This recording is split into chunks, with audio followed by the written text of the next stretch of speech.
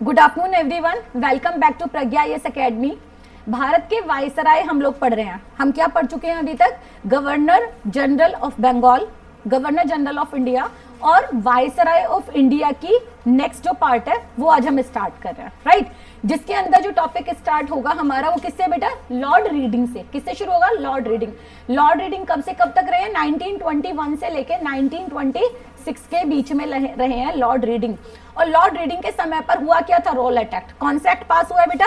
Rowlatt act पास हुआ। अब तो रॉलेट एक्ट बेसिकली फर्स्ट ये आ जाएगा कि रॉलेट एक्ट है क्या।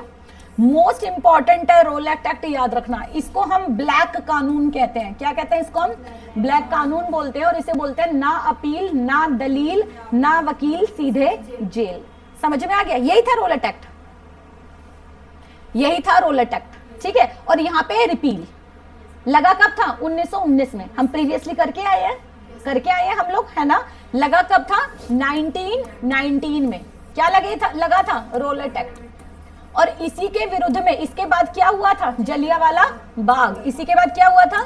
जलियांवाला बाग हुआ था। और इसी के बाद आया था आपका हंटर कमीशन। इसी के बाद आया था हंटर कमीशन। और ये रिपोर्ट्स के बाद इसको रिपील कर दिया गया था। डन जी, समझ में आया? उसके बाद फिर से क्या आ जाएगा? रॉलेट यहां पर लगाया गया था और यहां पर रिपील कर दिया गया है। कंसेप्ट क्लियर हुआ बेटा जी? यहां तक क्लियर है? तो किसके समय पे रिपील? किसके समय पे रिपील? मींस हटाना। लॉर्ड रीडिंग के समय पर इसको हटा दिया गया था। लेकिन 1920 में यहां पर इससे पहले क्या आ चुका है? असहयोग आंदोलन। गांधी जी का असहयोग आंदोलन आ गया था। और 1922 में क्या हो जाएगा? चोरा चोरी कांड हो जाएगा। क्या हो जाएगा? 1922 में चोरा चोरी। तो आपसे अगर पूछा जाएगा तो चोरा चोरी किसके समय पर हुआ है? लॉर्ड रीडिंग के समय हुआ है, 1922 में। है क्या चोरा चोरी? गोरखपुर में असहयोग आंदोलन, क्योंकि आपका एक नॉन वायलेंस वो था, क्या बोलेंगे? नॉन वायलेंस क्या? असहयोग आंदोलन, रिवॉल्ट, है ना। तो आंदोलन था, मूवमेंट था। आंदोलन को बोलते हैं बेटा मूवमेंट। याद रखना, दो चीजें अलग अलग है। एक वर्ड होता है आंदोलन और एक आंदोलन और एक होता है विद्रोह, ठीक है। इसको बोलते हैं मूवमेंट। ये वायलेंट और नॉन वायलेंट दोनों हो सकता है। जबकि विद्रोह जो होगा उसको बोलते हैं रिवोल्ट, और रिवोल्ट कभी भी नॉन वायलेंट नहीं होगा, ठीक है, वो वायलेंट होगा। कंसेप्ट समझ में आया? दोनों में डिफरेंस समझ में आया? तो जो नॉन कोऑपरेशन मूवमेंट है, असहयोग है, वो आंदोलन है। क्लियर जी? और ये किसने स्टार्ट किया था? गांधी जी ने स्टार्ट किया था 1920 के अंदर। 1922 में गांधी जी ने इसे वापस लिया। उस समय पर कौन था? Lord reading. और क्यों वापस ले लिया गया था ये मूवमेंट? क्योंकि गोरखपुर के जगह पर, गोरखपुर में एक जो ये मूवमेंट वाले लोग थे, आंदोलनकारी थे, ये लोग जा रहे थे साइलेंटली, इनके ऊपर पुलिस लाठीचार्ज कर देती है। जो थकी हुई ये थे सारे के सारे मूवमेंट आंदोलनकारी थे, क्रांतिकारी थे, तो इन्हें वहां पर रेटिलेट गुस्सा आ जाता है। ये उनके पीछे भागते हैं और ये जो सैनिक हैं, जो ब्रिटिशर सैनिक है, उनको उनकी चौकी में जला देते हैं, जिंदा जला देते हैं। तो इस वजह से अब इसको देखते हैं कि ये जो असहयोग आंदोलन है वो नॉन वायलेंट शुरू हुआ था, यानी कि अहिंसक शुरू हुआ था लेकिन हिंसा में बदल गया। इसको देखते हुए गांधी जी 1922 में असहयोग आंदोलन को वापस ले लेते हैं, जिसकी वजह से उनकी क्रिटिसाइज भी होती है बहुत सारी उनके लिए, यानी कि उनके ऊपर आक्षेप भी किया जाता है कि उनको ऐसा नहीं करना चाहिए था, ठीक है। तो आपको पता होना चाहिए कि इससे पहले शुरू हुआ था।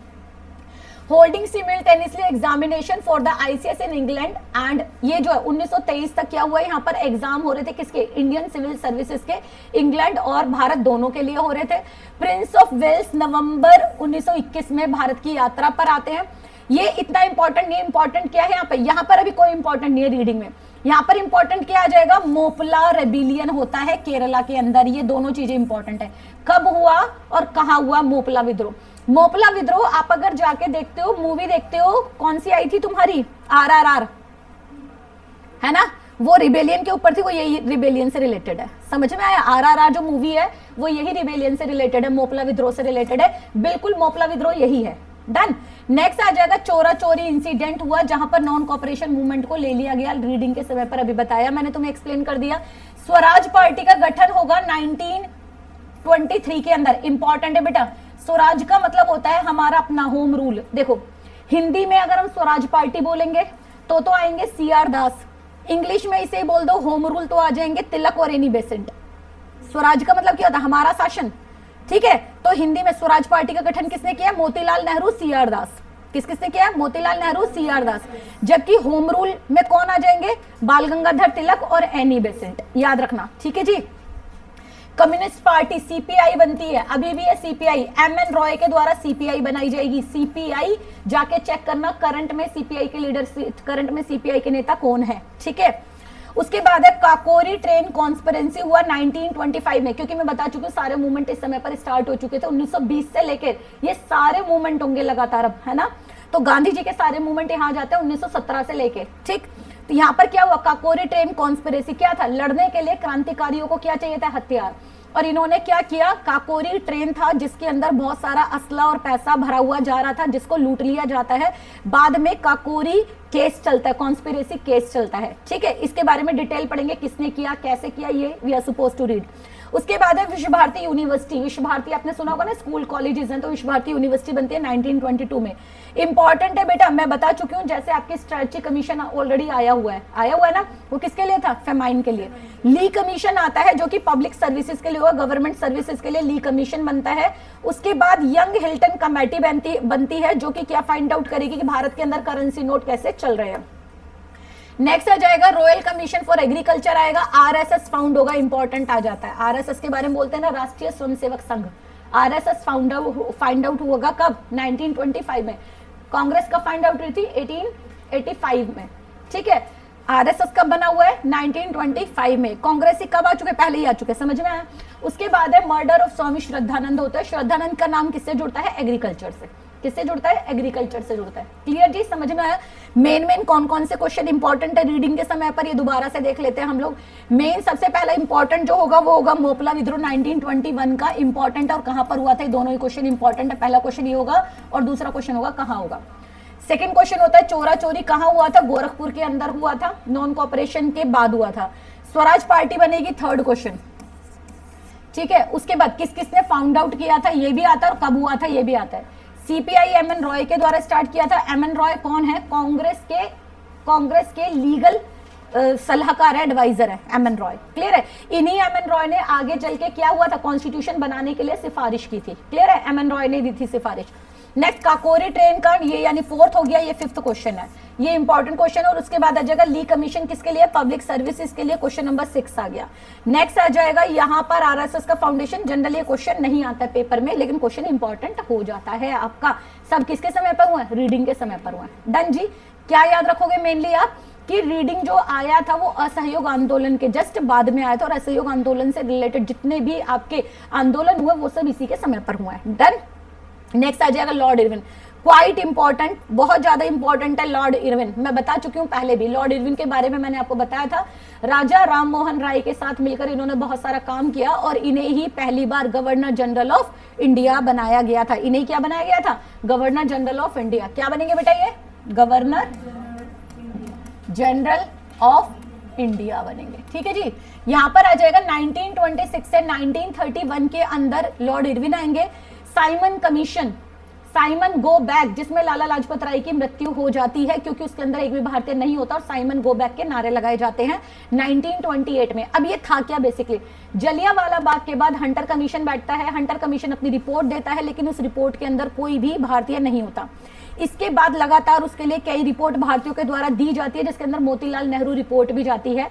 इनके द्वारा डिसाइड किया जाता है, गांधी जी अपनी रिपोर्ट बनाते हैं, लेकिन उस रिपोर्ट को जो सरकार है वो उसको एक्सेप्ट नहीं करती, क्योंकि इस रिपोर्ट के अंदर जो जनरल डायर है उसके ऊपर और ब्रिटिश सरकार के ऊपर बहुत सारी एक तरीके से ऑब्लिगेशंस लगाई गई थी, बहुत सारी चीजें लगाई, बहुत सारे एक तरीके से मैटर की उन्होंने गलत किया था, तो उन रिपोर्ट को एक्सेप्ट नहीं किया जाता, दबा दिया जाता है।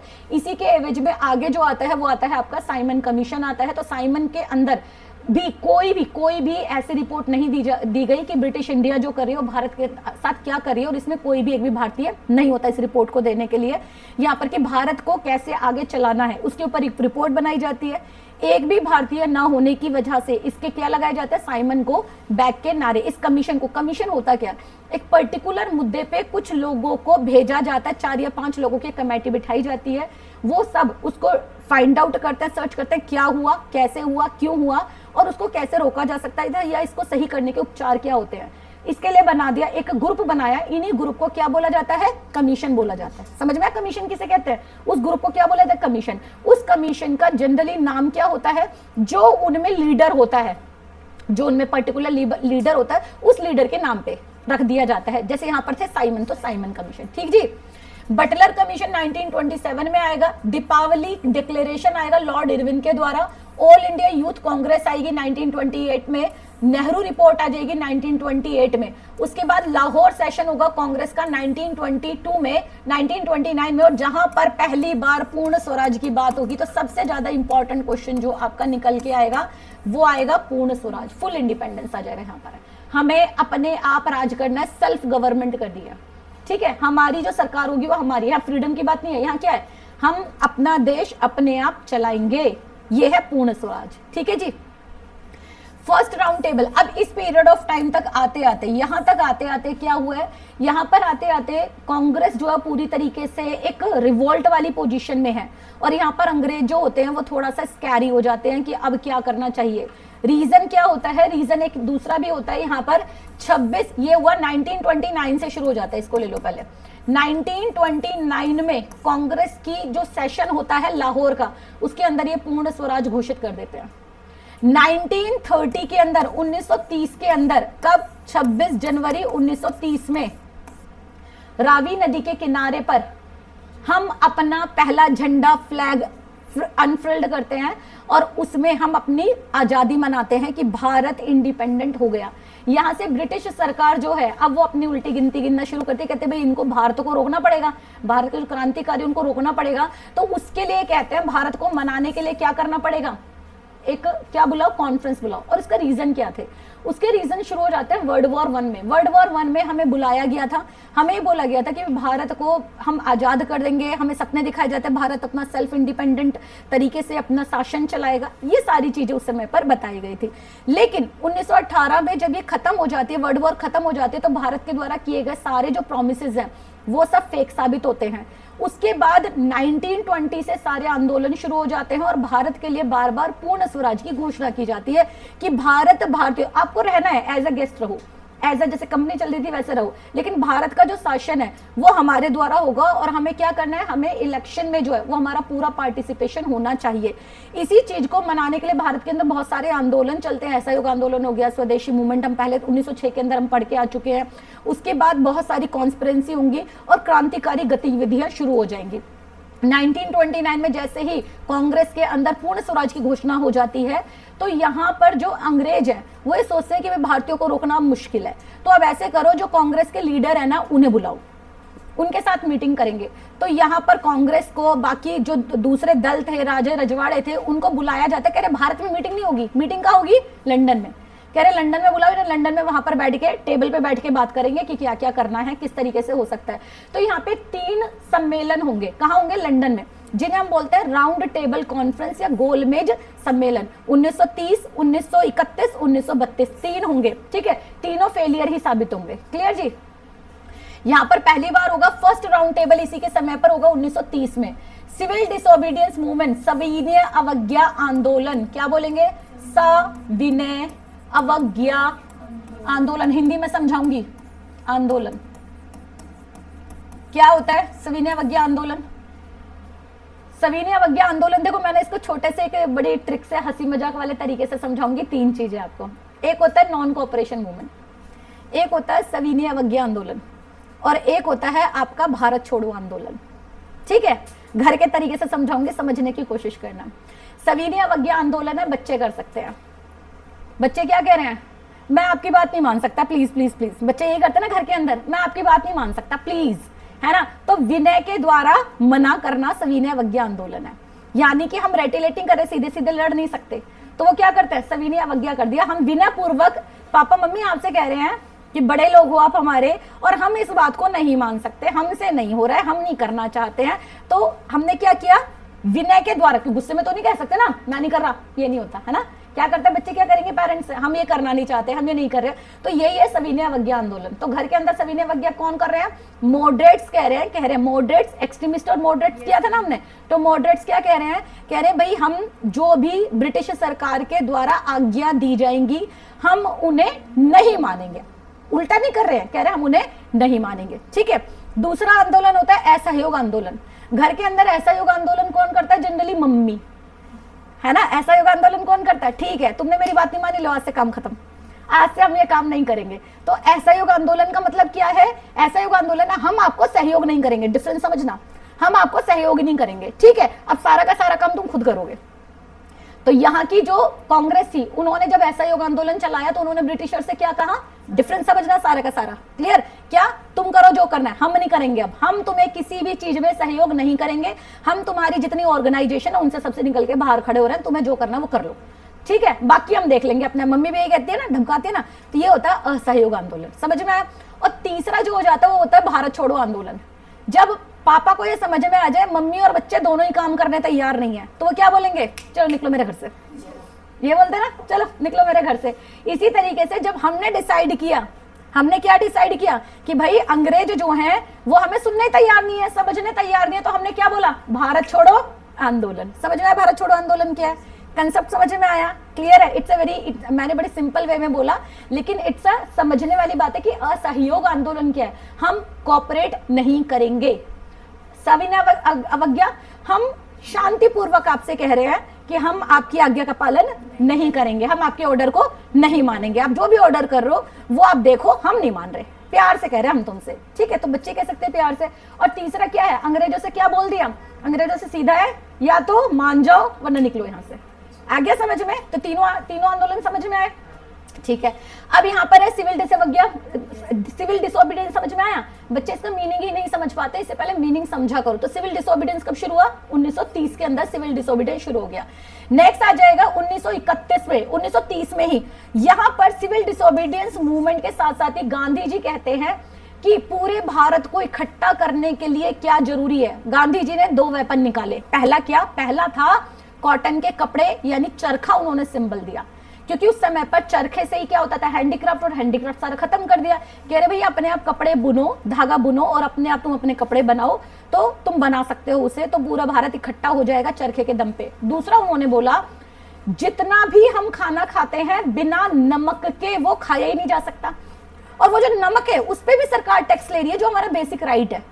तो गांधी जी ने सोचा कि ऐसी क्या चीज होनी चाहिए जिससे पूरे देश को इकट्ठा, जो पूरा देश इस्तेमाल करता हो। तो पूरा देश क्या इस्तेमाल कर रहा था? नमक। तो उन्होंने बोला नमक यात्रा करेंगे, दांडी यात्रा करेंगे, दांडी सत्याग्रह करेंगे। तो उन्होंने एक मार्च निकाला, जिस मार्च में उन्होंने कुछ लोगों को, लगभग 78 लोगों को ले जाकर, थोड़ा मेरे को एग्जैक्टली याद नहीं है, इतने लोगों को ले गए और वहां पर समुद्र के किनारे जाकर क्या किया? समुद्र से क्या निकाला उन्होंने? बस नमक लिया। नमक बनाया जाता है समुद्र से, तो जो नमक बना हुआ था, ऐसा बोला जाता है उन्होंने बनाया नहीं था, जो बना हुआ था उसे हाथ में लिया और उसके बाद बोला कि आज के बाद नमक पे कोई भी टैक्स नहीं दिया जाएगा। यह है नमक यात्रा, ये नमक सत्याग्रह, समझ में आया? यह है दांडी मार्च। कंसेप्ट क्लियर हुआ जी?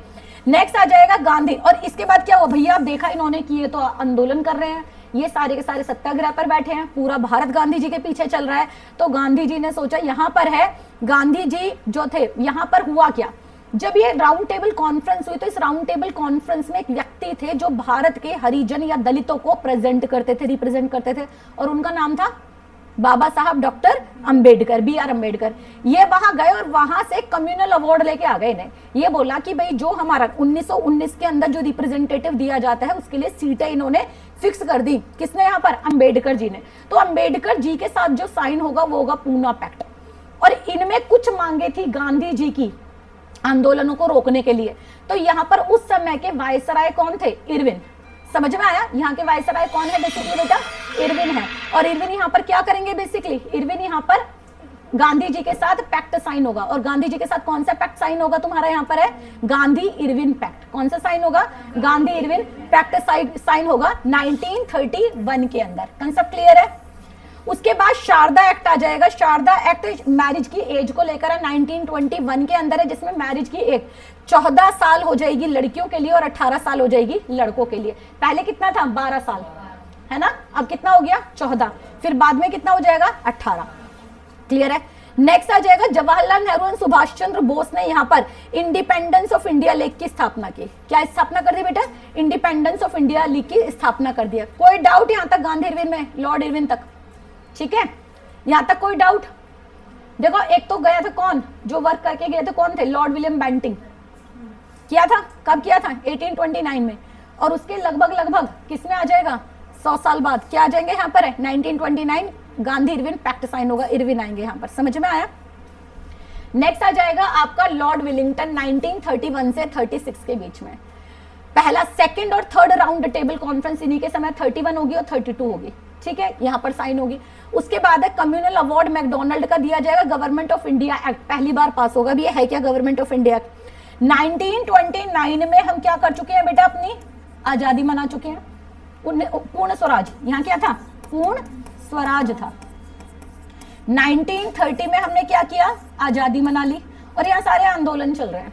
गांधी इरविन पैक्ट पास हो गया, जिसमें गांधी जी को मनाना बहुत मुश्किल है, पूना में जाके बैठ जाते हैं, गांधी जी के साथ पैक्ट साइन होता है। यहाँ पे किसको लेकर है कि पूरे देश को एक ही जोड़ा जा सके। अब यहाँ पर 1934 में, किसमें, 1934 में क्या होता है, 1934 में एमएन रॉय, अभी पढ़ के आओ पीछे, एमएन रॉय यहाँ पर कांग्रेस को सलाह देंगे कि हमें अपना संविधान खुद बनाना चाहिए, हमें अपना संविधान खुद बनाना चाहिए। यही बात कहां पहुंचेगी, ब्रिटिशर्स के कानों में, कि भैया भारत जो अपना संविधान बनाने के लिए यहां पर लगा हुआ है, कांग्रेस की क्योंकि पार्टिसिपेशन हो चुका है, इलेक्शन हो रही है, तो दैट इज यहां पर क्या बोलेंगे, 1935 के अंदर ये अपना एक एक्ट पास करेंगे ब्रिटेन में, जिसको बोला जाएगा गवर्नमेंट ऑफ इंडिया एक्ट। और जिसमें गवर्नमेंट ऑफ इंडिया में कह रहे पूर्ण स्वराज नहीं देंगे, पूर्ण स्वराज क्या है, आप अपना कॉन्स्टिट्यूशन खुद बना लो, नहीं, वो ये कह रहे हैं हमने आपके लिए बहुत सारा मैटर तैयार कर दिया है, वो देख लो, सारा पढ़ लो, क्योंकि हम 250 साल से ऑलमोस्ट किसके हैं, ब्रिटेन के अधीन में थे, तो हमें आदत भी पड़ गई थी उसी चीज को, संसदीय प्रणाली लेने के लिए, एकल नागरिकता लेने में, और बहुत सारे मैटर थे उसमें, जैसे Lok Sabha, house of common, house of Lord होता है, लोकसभा राज्यसभा हमारे यहाँ पर आज की डेट में है। तो यहाँ पर इन्होंने क्या किया, एक एक्ट पास कर दिया इन्होंने, लेकिन इस एक्ट पास करने में इन्होंने ये बोला, पहला, भारत ऑल इंडिया फेडरेशन होना चाहिए।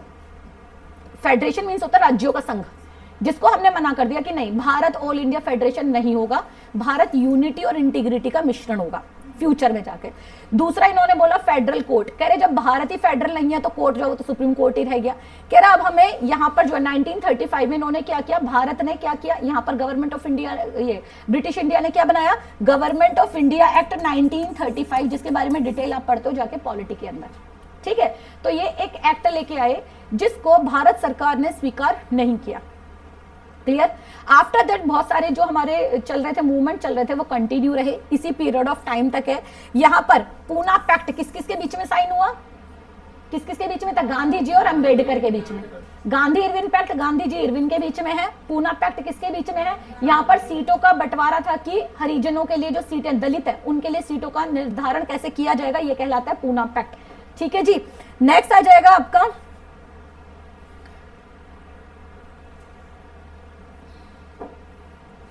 इरविन में कुछ और दिया। ड्यूरिंग दिस पीरियड उड़ीसा को सेपरेट कर दिया गया था बिहार से। उड़ीसा को सेपरेट किससे किया गया, बिहार। बताया तो तुम्हें बंगाल बिहार उड़ीसा की दीवानी हमने कब करी थी, 1765 में। यहाँ पर पहली बार बिहार से उड़ीसा को अलग कर दिया गया और एक नया प्रांत सिंध बनाया गया। सिंध किसमें बनाया गया आपका, जो आपका पाकिस्तान वाला आज की डेट में हिस्सा है। इट इज बर्मा को सेपरेट, इंडिया से बर्मा को सेपरेट कर दिया गया, यानी बर्मा जो आज की डेट में आपका म्यांमार है, वो दोनों अलग हो गए थे। ऑल इंडिया किसान सभा 1936 में बनती है। कांग्रेस सोशलिस्ट पार्टी इसी के पीरियड ऑफ टाइम में बनेगी। अब यहाँ पे इंपॉर्टेंट क्वेश्चन कौन से आ चुके हैं यहाँ पर है। पहली चीज आ गया आपका साइमन कमीशन, पहला क्वेश्चन। दूसरा बटलर कमीशन। तीसरा Deepavali declaration by the India. उसके बाद आ जाता है नेहरू रिपोर्ट आ गया। फोर्थ कांग्रेस का लाहौर सेशन, जहां पर पूर्ण डिक्लेरेशन किया गया। ये दो क्वेश्चन बनेंगे, फिफ्थ बनेगा और सिक्स बनेगा। नेक्स्ट बनेगा फर्स्ट राउंड टेबल जो होगा 1936 में 7 question. Civil disobedience movement 8th question. 9th question Dandi march, Gandhi Irwin pact पूरा ये आ गया। शारदा 11। उसके बाद आ गया आपका इंडिपेंडेंस ऑफ इंडिया लीग जो बनाई गई, वो हो गया 12th क्वेश्चन। ये बेटा सारी की सारी हर लाइन क्या है इसका, एक क्वेश्चन है, हर लाइन एक क्वेश्चन है गांधी इरविन का। समझ में आया, तो you have to learn this one. समझ में आया। नेक्स्ट चलते हैं आगे। आगे क्या कह रहे हैं हम, लॉर्ड लिनलिथगो आ जाएंगे। लॉर्ड लिनलिथगो 1936 से लेके 1943 तक रहे। इसी पीरियड ऑफ टाइम में 1939 के अंदर वर्ल्ड वॉर सेकंड शुरू हो जाएगी। समझ में आया, क्या हो जाएगी, वर्ल्ड वॉर सेकंड शुरू हो जाएगी इसी पीरियड ऑफ टाइम में। जब वर्ल्ड वॉर सेकंड शुरू हुई तो नेक्स्ट दोबारा से भारतीयों को ले जाने की बात हुई कि भारतीयों को युद्ध में लेके जाना है। यहां पर सुभाष चंद्र बोस कहते हैं गांधी जी से, है ना, कि ब्रिटेन की जो हालत है वो बहुत खराब है और ब्रिटेन ये युद्ध में हारेगा ही हारेगा। बहुत चांसेस हैं, सब लोग, क्योंकि सबको उसने डिच किया है फर्स्ट वर्ल्ड वॉर के अंदर। तो ब्रिटेन की हालत कमजोर है, तो ये कह रहे हैं कि मार दो हथौड़ा, ठीक है, लोहा गर्म है, मार दो हथौड़ा और आजादी लेके निकल लो। गांधी जी कहते हैं वो हमारे यहाँ पे मेहमान बन के आए थे, और भारत की जो संस्कृति है वो ऐसे रेटिलेट करने की नहीं है। फिर भी गांधी जी यहाँ पे क्या स्टार्ट करते हैं, 1942 के अंदर यहाँ पर क्या होगा, भारत छोड़ो आंदोलन स्टार्ट होगा। समझ में आया? तो फर्स्ट इसके अंदर आ जाएगा, पहली चीज आएगी यहाँ पर, फर्स्ट इलेक्शन होगा, फर्स्ट जनरल इलेक्शन, यानी भारत के अंदर पहली बार इलेक्शन होगा जिसके अंदर कांग्रेस एक अच्छी खासी बहुमत के अंदर प्रेजेंट होती है। ठीक है जी, पहला हो जाएगा जनरल इलेक्शन। दूसरा हो जाएगा सुभाष चंद्र बोस यहां पर प्रेसिडेंट बनेंगे इंडियन नेशनल कांग्रेस के, पहले बनेंगे हरिपुरा और फिर बनेंगे त्रिपुरी के। ठीक है, 19 फॉरवर्ड ब्लॉक को यहां पर 1939 के अंदर Subhash Chandra Bose against Pattabhi Sitaramayya Indian National Congress के दोबारा से लीडर बन जाएंगे। लेकिन इंडियन नेशनल कांग्रेस में क्योंकि गांधी जी भी थे, गांधी जी नहीं चाहते थे कि सुभाष चंद्र बोस के, जो क्योंकि उनके विचार रेडिकल थे बहुत ज्यादा, है ना, क्रांतिकारी थे, तो वो नहीं चाहते थे कि ये लंबे समय तक इस पीरियड ऑफ टाइम पे रहे। तो यहाँ पर वो उनको एक फोर्स करते हैं, ऐसा बोला जाता है कि उनके दोनों के बीच में कन्फ्लिक्ट आ जाता है, जिसकी वजह से सुभाष चंद्र बोस यहाँ से क्या देंगे, रेजिग्नेशन देंगे, और आगे जाके वो क्या बना देंगे, फॉरवर्ड ब्लॉक की स्थापना करेंगे, जिससे हम इंडियन आर्मी आगे आएगी, आजाद हिंद फोर्स जो बनेगी आगे जाके, तो इसकी स्थापना कर देंगे 1939 में। हालांकि आजाद हिंद फोर्स INA का गठन मोहन सिंह ने किया था, इन्होंने नहीं किया था। ठीक, उसके बाद डिलीवरेंस डे होगा by the Muslim league. Lahore resolution, Muslim league यहाँ पे अटैक किस पे जाती है, कहते हैं हमें पूर्ण स्वराज नहीं चाहिए, हमें कुछ नहीं चाहिए, हमें तो आजादी चाहिए। यहाँ पर 1940 के अंदर पहली बार, 1940 के अंदर पहली बार मुस्लिम लीग के द्वारा लाहौर रेजोल्यूशन के अंदर किसकी, पाकिस्तान की मांग की जाती है। 1940 के अंदर ही अगस्त प्रस्ताव आएगा, बेटा अगस्त ऑफर हो जाएगा, अगस्त डिक्लेरेशन है, ये सारे के सारे भी आगे, क्योंकि हम शॉर्ट में कर रहे हैं तो ये आगे डिटेल में आ जाएंगे सारी, क्योंकि इनकी पूरी जितने भी रेजोल्यूशन होंगे, रेवोल्यूशन होंगे, उन सब की, और जितने भी विद्रोह होंगे, रिवॉल्ट होंगे, उनकी अलग से सेपरेट एक वीडियो होगी, तो you can go through with this. आगे divide and rule, divide and quit, यहाँ पर क्या है, quit at the Karachi session को अडॉप्ट किया जाएगा एंड क्विट इंडिया रेजोल्यूशन लाया जाएगा 1942 में। किसमें हो जाएगा कि भारत के अंदर, डिवाइड का मतलब होता है भारत और पाकिस्तान दो हिस्से कर दीजिए, है ना, और यहाँ पर आवाज उठेगी उसकी। लेकिन भारत के अंदर क्या चलेगा, 1942 में क्या चलेगा, क्विट इंडिया मूवमेंट। और दुनिया में क्या चल रही है इस समय पे, सेकंड वर्ल्ड वॉर। ठीक है, हरिपुरा सेशन ऑफ कांग्रेस के अंदर कंप्लीट इंडिपेंडेंस, नेक्स्ट क्वेश्चन हो जाता है यहाँ पर, है ना, कंप्लीट इंडिपेंडेंस की, पूर्ण स्वराज की मांग हो जाएगी। यहाँ पर है हरिपुरा सेशन 1939, इसका हेड कौन है, सुभाष चंद्र बोस, यही क्या देंगे, अपना रेजिग्नेशन देंगे। क्रिप्स मिशन आ जाएगा भारत के अंदर 1942 के अंदर, कि भारत के अंदर ये जो विद्रोह हो रहे हैं वो क्यों हो रहे हैं, क्या कारण है, किस तरीके से भारत को एक मैनेज किया जा सकता है, और भारत के अंदर जो भी चीजें चल रही हैं, जो भारत सरकार चाहती है, क्या उनको शांत किया जा सकता है। भारत के अंदर जो ऑल इंडिया फेडरेशन वो खत्म हो चुका है, तो यहाँ पे रिपोर्ट बना, मिशन चेक करने के लिए आता है कि भारत के अंदर जो भी रिवोल्ट है उनको किस तरीके से कंट्रोल किया जा सकता है, जिसका विरोध होता है। उसके अंदर भारत के अंदर क्विट इंडिया मूवमेंट, जैसे ऊपर वाला भी है, क्विट इंडिया मूवमेंट स्टार्ट कर दिया जाएगा 1943 में। 1943 में पाकिस्तान डे सेलिब्रेट किया जाएगा मुस्लिम लीग के द्वारा। तो इसमें मेन क्या आ जाएगा बेटा, आपका पहला आ जाएगा, पहला जनरल इलेक्शन भारत के अंदर कब होगा, 1935 में। INC के जो हेड बनेंगे वो 1938 और 1939 के अंदर सुभाष चंद्र बोस बनेंगे। 1939 के अंदर फॉरवर्ड ब्लॉक की स्थापना की जाएगी। नेक्स्ट आ जाएगा आपका, कौन सा क्वेश्चन आ जाएगा, अगस्त ऑफर आएगा, 1940 में क्वेश्चन आता है। उसके अलावा क्विट इंडिया मूवमेंट होगा 1942 के अंदर, और पाकिस्तान डे सेलिब्रेट किया जाएगा 1943 के अंदर। कंसेप्ट क्लियर हुआ, समझ में आया। नेक्स्ट आ जाएगा लॉर्ड वेवल। अब हम एंड की तरफ 1947 तक आते जा रहे हैं पूरे। लॉर्ड वेवल आएंगे जिन्होंने सी राजगोपालाचारी फॉर्मूला करेंगे, राजा जी फॉर्मूला इसे हम कहते हैं 1944 के अंदर। वेवल प्लान आएगा और शिमला समझौता होगा। वेवल प्लान क्या था, बेसिकली भारत को किस तरीके से, अब यहाँ पे डिवीजन की बात जो आएगी वो माउंटबेटन प्लान के अंदर आता है। वेवल केवल यहाँ पे पूर्ण स्वराज की बात करते हैं यहाँ पर, ठीक है। वेवल जो बात करता है कि भारत के अंदर शांति व्यवस्था कैसे बनाई जा सकती है और भारत को कैसे आजादी दिलाई जा सकती है, उसके बारे में यहाँ पे बात हो रही है। क्यों? क्योंकि दुनिया के अंदर क्या चल रही है, वर्ल्ड वॉर। और वर्ल्ड वॉर कब खत्म होगी, 1945 में खत्म होगी। तो 1945 में पहली बार वेवल प्लान आता है, और वेवल प्लान के बाद आएगा शिमला समझौता। कैबिनेट मिशन आता है 1946 में, कैबिनेट मिशन आता है 1946 में। और कैबिनेट मिशन पहली बार भारत के अंदर संविधान को बनाने, कि भारत अपना संविधान खुद बनाए, जो हम कब मांग रहे थे 1929 के अंदर से मांगते हुए आ रहे हैं। हमने किया था 1934 में, एम.एन. रॉय ने बोला था कि हमें संविधान बनाना चाहिए। तो पहली बार कैबिनेट मिशन, तो आपसे पूछा जाएगा कि संविधान बनाने का सुझाव सबसे पहले कौन से मिशन ने दिया था, तो कौन से मिशन ने दिया था, कैबिनेट मिशन ने दिया था 1946 के अंदर। कांग्रेस और मुस्लिम लीग दोनों ने ही, बाकी जो इनके सुझाव थे, ये क्या सुझाव दे रहे थे, भारत को क्या कर रहे हैं, कह रही कि एक ब्रिटिश का कैबिनेट होगी और एक ये होगा, यहाँ पर एक ब्रिटेन मतलब संघ में सेंटर में जो होगी वो हमारी सरकार होगी, और जो प्रोविंशियल में है वो भारत सरकार है, और दोनों मिलकर चलाएंगे। मना कर दिया सीधे सीधे, भारत ने मना किया कि भारत में ये होगा ही नहीं, हमें तो पूर्ण आजादी चाहिए। ठीक है, मुस्लिम लीग क्यों मना करते हैं, मुस्लिम लीग रेटिलेट ये नहीं कर रही कि दो होंगे, मुस्लिम लीग ये कह रही है कि तुम तो जाओ, हमें पाकिस्तान चाहिए। समझ में आया, तो मुस्लिम लीग किस पे अटकी हुई है, तो दोनों ने ही रिजेक्ट कर दिए थे इनके प्रपोजल। मुस्लिम लीग 16 अगस्त, अब मुस्लिम लीग ने यहाँ पर कैबिनेट ने बोल दिया, कैबिनेट क्या कह के गया, एक ही संविधान होगा, क्या होगा, वन कॉन्स्टिट्यूशन। हम पावर को क्या करेंगे, बांटेंगे, लेकिन एक ही कॉन्स्टिट्यूशन होगा। साथ ही साथ इन्होंने क्या बोल दिया, यहाँ पर बोला गया शिमला समझौते के अंदर कि भाई जो रजवाड़े, जहां पे अभी माउंटबेटन प्लान आएगा, माउंटबेटन प्लान में क्या होगा, एक होगा भारत होगा, एक पाकिस्तान होगा। यहाँ पर ऐसी कोई बात नहीं है अभी, ठीक है, सिर्फ पाकिस्तान की मांग की जा रही है। जैसी वन कॉन्स्टिट्यूशन होता है वैसे मोहम्मद अली जिन्ना क्या हो जाते हैं, बिफर जाते हैं, कहते हैं हमें नहीं चाहिए, हमें तो पाकिस्तान चाहिए। अगर पाकिस्तान नहीं बना और भारत आजाद हुआ तो 16 अगस्त 1946 को उन्होंने डायरेक्ट एक्शन डे अनाउंस कर दिया। हम पढ़ के आए हैं सारा पॉलिटी के अंदर। डायरेक्ट एक्शन डे में लगातार क्या हुआ था, कत्लेआम हुआ था कि भारत और पाकिस्तान दो राष्ट्र होने चाहिए भारत की आजादी से पहले। ठीक है, यहाँ पर आईएनए के ट्रायल शुरू होते हैं। आईएनए के ट्रायल है इंडियन नेवल, है ना। आईएनए क्या है आपकी, नेशनल क्या है आईएनए, बताया था मैंने, आर्मी, है ना, आजाद हिंद फौज पर ट्रायल शुरू हो जाता है। आजाद हिंद फौज क्योंकि कौन लेके आते हैं, सुभाष चंद्र बोस लेके आता है बर्मा के रास्ते से। कौन है ये, क्रांतिकारी है, कहाँ के क्रांतिकारी, जो प्रिजनर थे, जो वर्ल्ड वॉर के प्रिजनर थे, उनको आजाद करा के लेके आते हैं सुभाष चंद्र बोस। बर्मा के रास्ते ये भारत के अंदर मणिपुर वाले रास्ते में आते हैं, लेकिन कोई इन्हें धोखा देता है और उनकी सेना पर अटैक करवा देता है। इन युद्ध प्रिजनर को दोबारा से पकड़ लिया जाता है और उनके ऊपर ट्रायल चलता है। ठीक है, तो ये नेवल म्यूटनी के नाम से, और ये होती है इंडियन नेशनल ट्रायल। और नेवल म्यूटनी है जब ये पता चलता है, नेवी वालों को पता चलता है कि रेटिलेट हो रहा है, तो वो भी यहाँ पर म्यूटनी कर देते हैं, तो उन्हें भी सजा मिलती है। ठीक है, यहाँ पर ये सारी चीजें किसके समय पर हुई है, वेवेल के समय पर हुई है। ठीक है, लास्ट आ जाएगा आपका लॉर्ड माउंटबेटन, मार्च से लेके अगस्त 1947 तक रहेंगे Lord Mountbatten.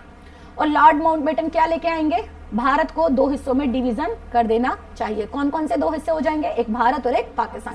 First governor general of free India यही रहेंगे, क्योंकि 15 अगस्त 1947 में यही पावर करेंगे ट्रांसफर को। ठीक है जी, बाउंड्री कमीशन बनेगा रेड क्लिफ के समय पर। रेड क्लिफ बाउंड्री कमीशन बनाएंगे जो भारत और पाकिस्तान, भारत और आज की डेट में जो बांग्लादेश है, क्योंकि बांग्लादेश पहले पाकिस्तान था, पूर्वी पाकिस्तान था, तो इनके बीच में जो लाइन है उसको रेड क्लिफ लाइन ही बोली जाती है, तो रेड क्लिफ बनाएंगे।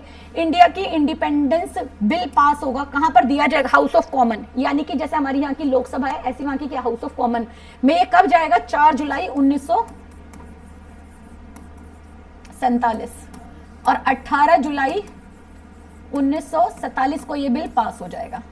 ठीक है, कहां पर, वहां। और तब हमें कहां मिलेगी, 15 अगस्त 1947 को हमें ट्रांसफर करी जाएगी पावर की। डन जी, समझ में आया। भारत के पहले भारतीय गवर्नर जनरल कौन थे, C Rajagopalachari. Last governor general of India होंगे, ओनली इंडियन गवर्नर जनरल। ये पूछा जाता है, क्वेश्चन है, जो 21 जून 1948 से लेकर 25 जनवरी, क्योंकि यहाँ पर क्या भारत को चलाया जाएगा, क्योंकि इस समय पर क्या चल रही है, अंतरिम गवर्नमेंट चल रही है। क्या चल रही है बेटा इस समय पर, अंतरिम गवर्नमेंट चल रही है। 26 जनवरी 1950 को हम रिपब्लिक बनते हैं। उस रिपब्लिक बनने के 2 साल के अंदर हमारे इलेक्शंस होते हैं, जो लोकसभा राज्यसभा के इलेक्शन होंगे 1952 में, और तब हमारी रियल सरकार चुन के आती है, जिसे आज की डेट में आप लोकसभा और राज्यसभा बोलते हैं। कंसेप्ट क्लियर हुआ। तो this is all about your governor general of Bengal, governor of Bengal, governor general of Bengal, governor general of India and viceroy of India. Concept clear हुआ। इस तरीके से किस किस के समय पर क्या क्या इंपॉर्टेंट काम हुए, दैट वी हैव सीन। बेटा हमारा जो, जैसे मैं ये करवा रही हूँ तो मैं हिस्ट्री करा रही हूँ, इसके अंदर बहुत सारे ऐसे पॉइंट्स हैं जो यहाँ पर मैंने क्लियर नहीं करे हैं। उसका रीजन है, जब हम रिवॉल्ट वाला करेंगे ना, तो रिवॉल्ट की वीडियो बनाएंगे तो पूरी रिवॉल्ट एक सीरीज में आ जाएगा। गांधी जी के द्वारा जितने भी आंदोलन किए गए, जितने मूवमेंट किए, उनकी सीरीज एक साथ आ जाएगी, तो आपको समझने में भी इजी हो जाएगा कि कौन सी चीज कहां पर है। जैसे अभी वाले जो पॉइंट थे वो थे कि वायसराय के समय पर क्या क्या हुआ, गवर्नर जनरल के समय पर क्या क्या इंपॉर्टेंट इंसिडेंट हुए हैं, we have given this one. ठीक है, इतना समझ में आ रहा है बेटा? तो आपको जहां जहां पे ये पॉइंट है उसको याद करोगे। जब इसको आप याद करोगे कि मूवमेंट कैसे हुआ, क्या हुआ, क्योंकि ये जो वीडियो बहुत ज्यादा लेंदी बन जाएगी, फिर अगर मैं इन सबको एक एक करके क्लियर करूंगी तो बहुत लेंदी हो जाएगी। तो ये सारी चीजें आपकी अलग अलग छोटी छोटी वीडियोस के अंदर आपको अलग से बता दिया जाएगा। सारे जितने भी मूवमेंट्स हैं, जितने आपके रिबेलियंस हुए हैं, जो जो जैसे अगस्त सोफर हो गया है आपका, या गांधी इरविन पैक्ट है, तो इन सबको अलग जहां पे आप आंदोलन करोगे उसमें एक एक करके टाइमलाइन के थ्रू समझाया जाएगा। ठीक है बेटा, थैंक यू सो मच। और बने रहिए प्रज्ञा इस एकेडमी के साथ, और अगर कोई भी क्वेरी है तो आप लोग कमेंट बॉक्स में लिख सकते हैं। Thank you.